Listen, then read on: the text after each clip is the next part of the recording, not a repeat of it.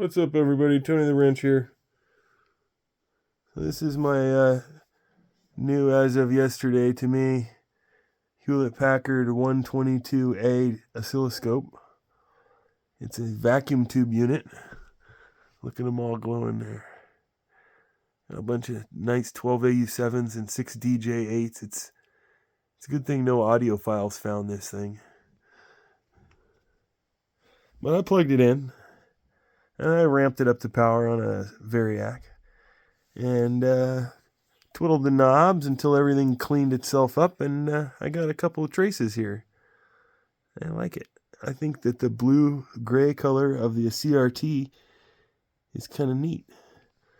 And I'm going to let it sit here and be warm on the power here for a while, and I might put a sine wave into it. Pretty cool.